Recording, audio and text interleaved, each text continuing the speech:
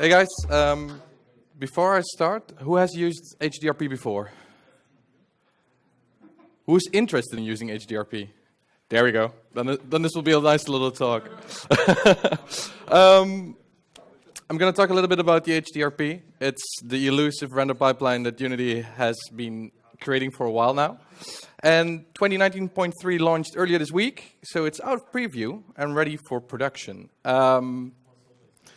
So they say, yes.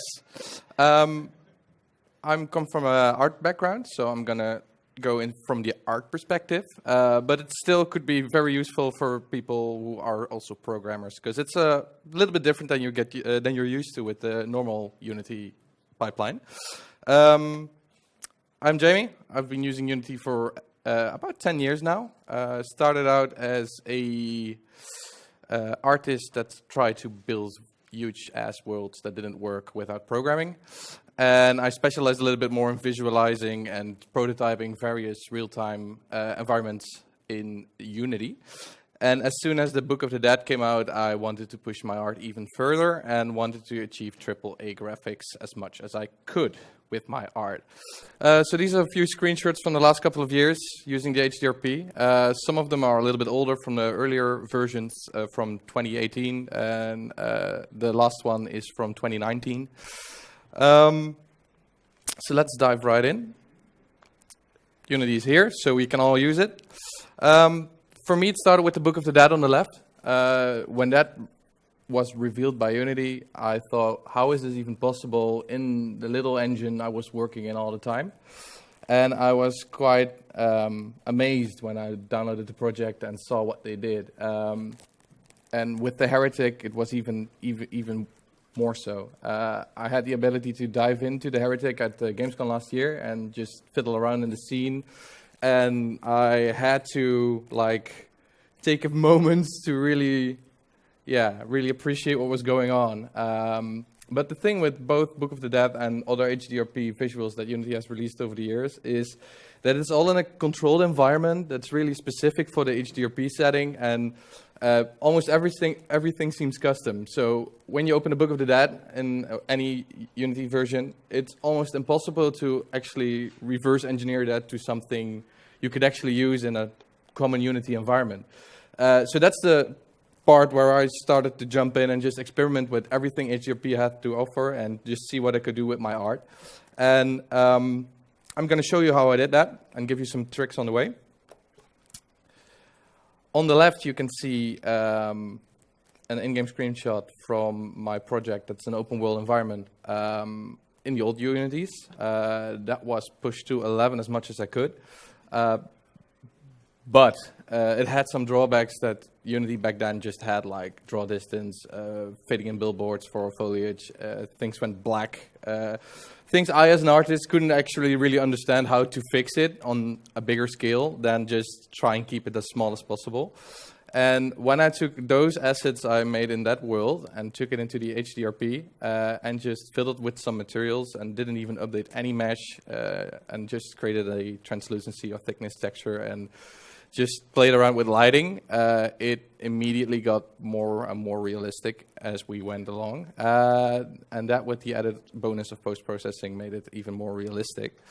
But then again, when Unity stayed in flux, some weird shit happened, and sometimes it doesn't even look better than it used to before because lighting is realistic, and you might not expect those results in a game environment. So when you, I can imagine that when you're making something stylized or highly, like with an off-color key or something with textures that are a lot more easy to make, and you put them in a PBR environment like the HDRP, some things just tend to look off. On the left, in the old HDRP, I had everything under control because I knew exactly what I was doing with all the settings. And when I tried it in the new Unity, it just looked a little bit different. I got there with the materials, but the lighting was a very different approach than I was used to.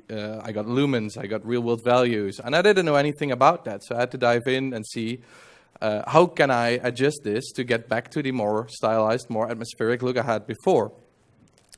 And at that point, I realized there aren't many studios actually actively developing with HDRP because it's still a preview package.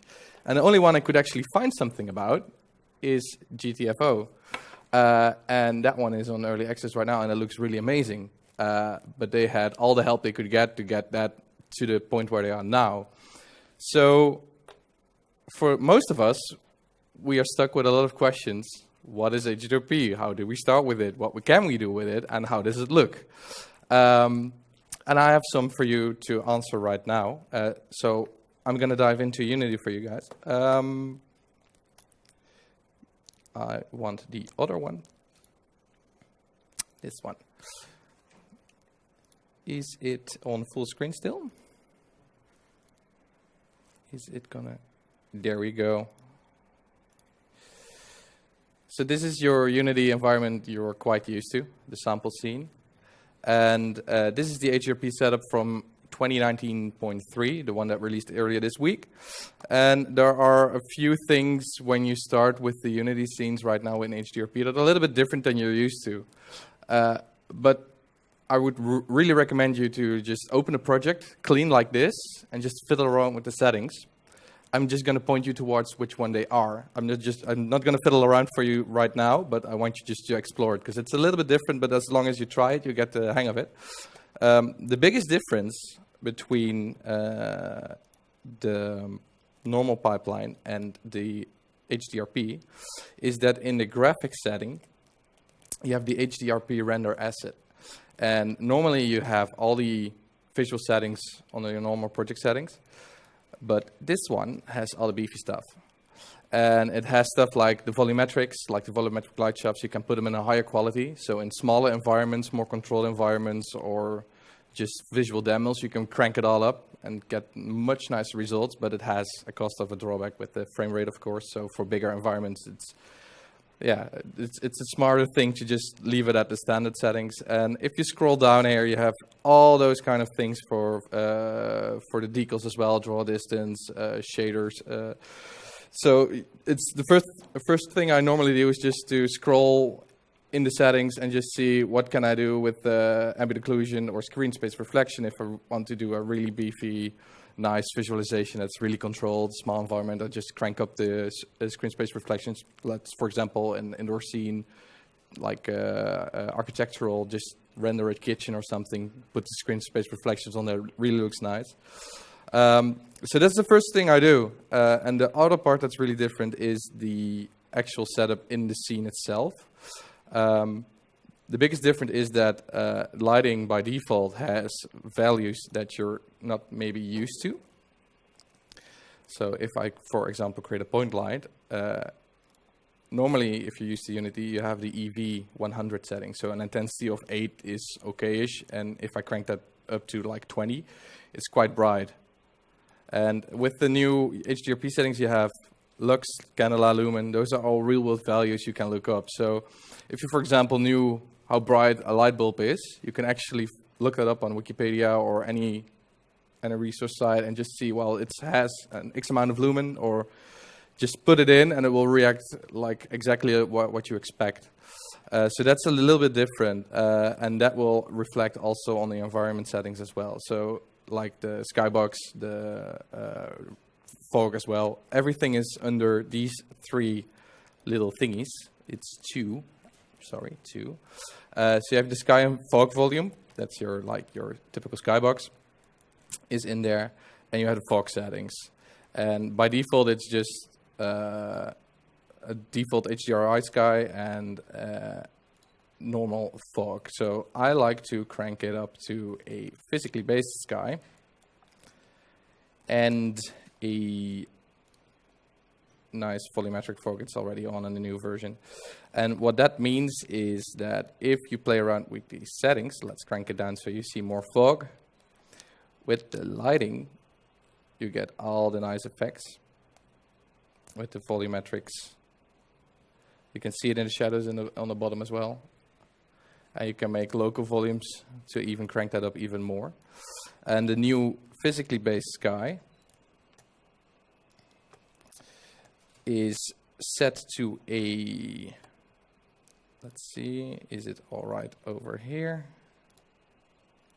We can put that one in as well, or not anymore. Let's switch to the scene that I already have prepared. It's a little bit different. So this has a lighting setup with a sky and fog volume on a physically based sky. You have to set it in the inspector as well to actually use it. And the physically based sky is really cool because that will mimic, it has a preset of planet Earth, which is cool. And it can mimic everything from the sun going down, coming up, and it will reflect the colors in the skybox and the ambient lighting as well. Because I tend to work with one directional light, no extra lights, and if it looks cool with the one directional light, it should work with extra lights as well. So if I move this directional light around, you can see the scene shifting with some nice colors. And what Unity never did before, and it does right now in the HDRP, if you put it down, it will be black, which is awesome, because normally it would have been like grayish or something. So imagine playing around with some settings, creating a day and night cycle, and you get really, really awesome results. This is a little scene I'm prepping. It's still very much a work in progress, but this has the models from the screenshots as well you saw before. In the open world environment. So some of these meshes are nearly 5-6 years old and not actually suited for a modern 2020 open world game. But it can show you what the HDRP could do if you create a game from assets you may be using right now for maybe for a mobile game or a different game.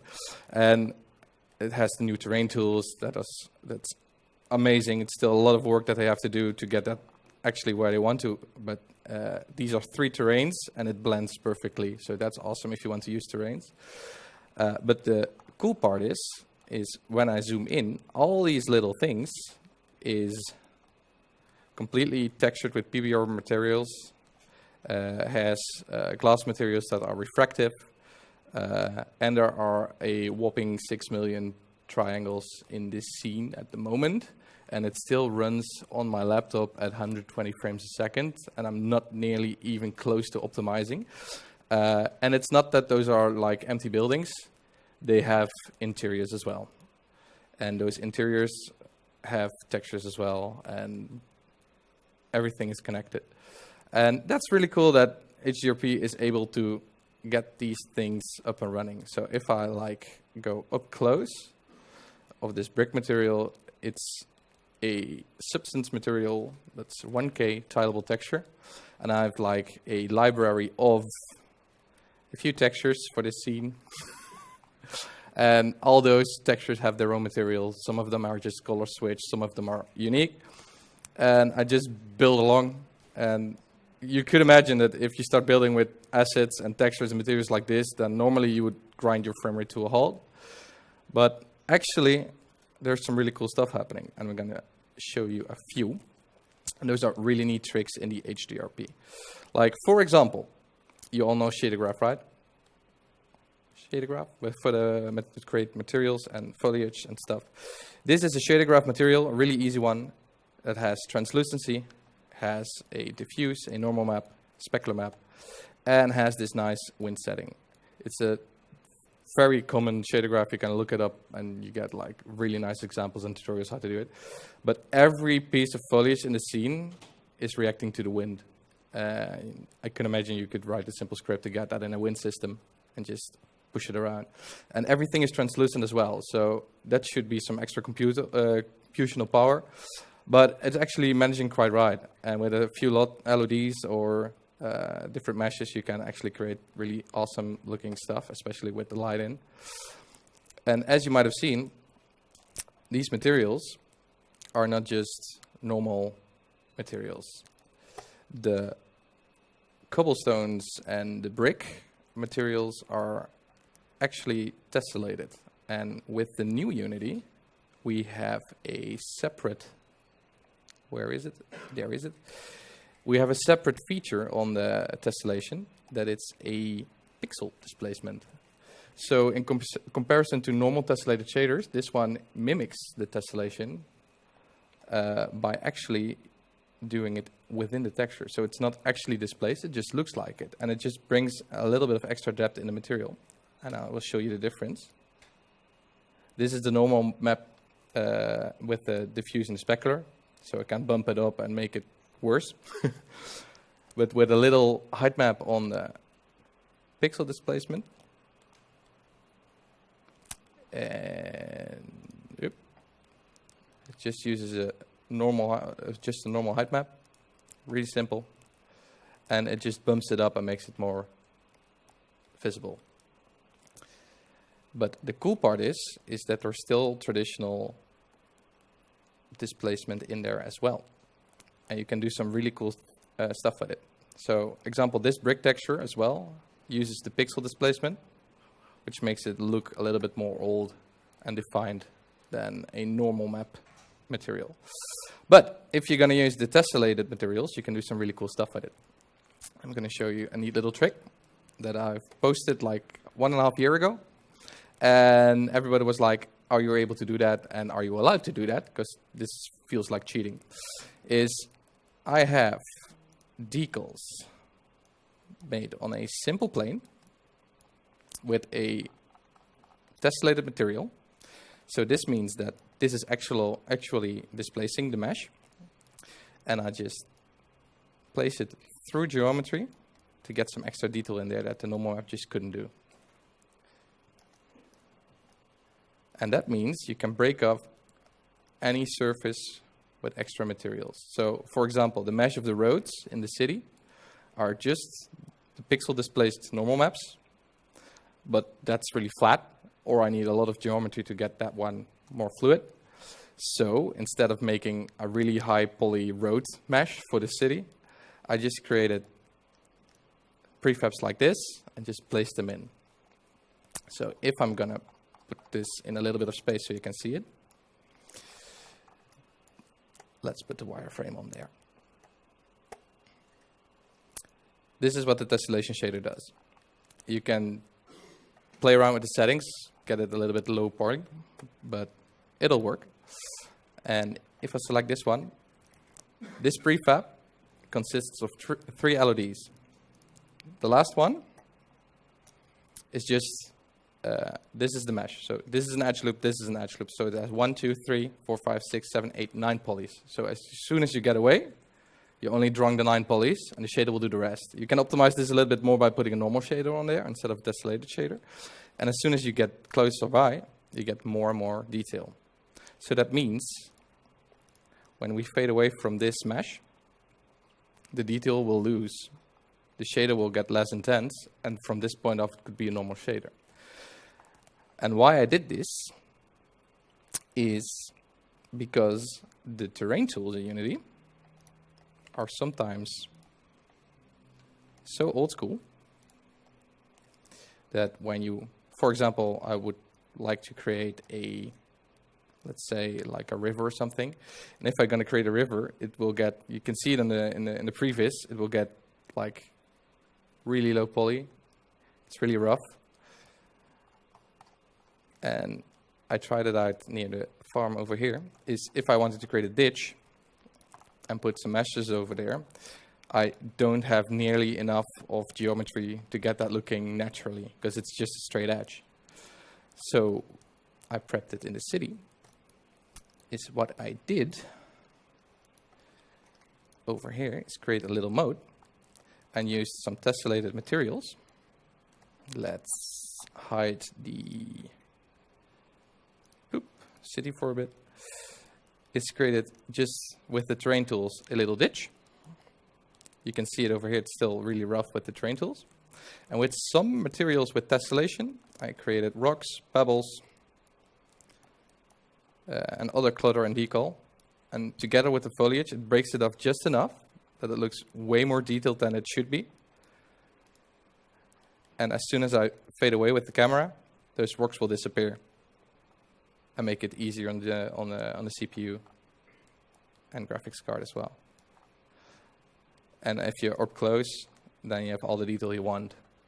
So you can imagine that if you select a few materials just to break up like roads or pathways, especially on the terrain, it will get a lot of more detail in there that you normally would have done with a photo scan or really, really, really detailed meshes.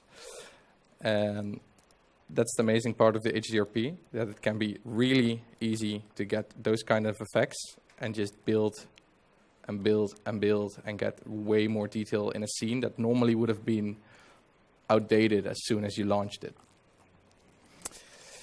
And especially if you get some tricks with the decal shaders in as well. Then you get stuff like this, nice puddles on the ground. And you can move them around, or some little dirt across meshes as well. So there's a lot of possible in the HDRP. And this is still a work in progress file, which will take me a long time before I get the city finished, as you can see. But I'm confident that the HDRP will manage to get that running at 60 FPS. I will show you a different scene that if you build with the HDRP, you'll be able to get really nice results, looking quite good, without really actually putting too much effort in the art itself, because you have all these effects and all these features at your disposal. If you just go in and play around with the settings and the tools you have, you can get quite cool looking scenes. And the fun part is that the biggest trick in this scene is that everything is wet due to the rain. And I always had a headache, like if it's raining and everything should be wet, I can create a nice little shader for everything with it, like a wetness decal on it or something. But I'm lazy because I'm an artist.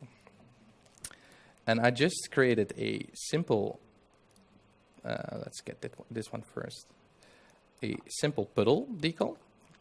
If you don't know what the decals do, there's a projection volume and it will project a material on a surface. So I can get this puddle and project it on any surface in the scene. I can rotate it and put it against the wall.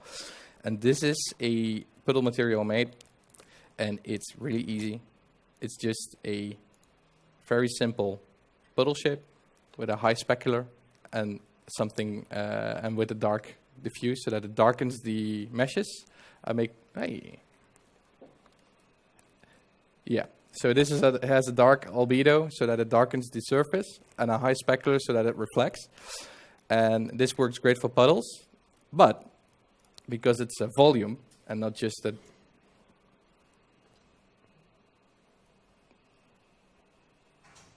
there we go. But because it's a volume and it's just a flat texture, you can actually do something like this. Scale it up and put it over your scene. And because it has a fall off in the texture as well, it will fade in along the edges. So if I'm gonna just deactivate this one, come on. The decal effects from the visual effects graph will still play, but the ground is actually dry. And it's wet. And it will work on the trees as well. And on every other object. So it's wet on the ground, and it's dry.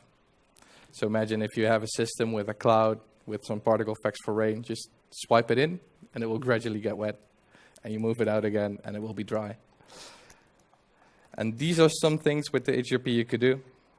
But I highly recommend that if you have like a day off or a lazy weekend and Netflix is boring or you finished it already, just open up a HDRP file.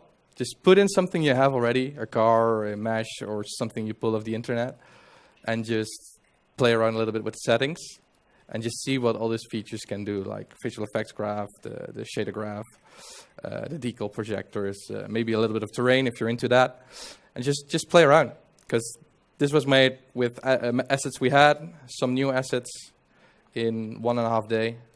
There's even some logic in here as well, and it's it's great to play around with and see your art grow into something that could be even more. So that's it for my talk. So I don't know if anybody has any questions. Is there any terrain blending implemented in Unity? Sorry. Is there any terrain blending implemented with meshes into Unity? Terrain blending between the mesh and the terrain? Yeah. Not out of the box. Okay. So, for example, you would like to blend something together, you should create a shader, or you can use the decal system as well, and maybe make a transition with that, because, like, for example, the dirt on this house is a decal projector as well. So I can imagine that you can create like Journey did with the sand on the tombstones. That's a transition in the shader. I can imagine you can manipulate the decal shader or anything like that to create one yourself, where you can blend between. And if you want to punch holes in the terrain, you can. At this point, and I'm just like, I have a cellar, so I just move it around. Ooh. So I just have like put it down. But if I like want to blend it together, I would have wanted to make one my own.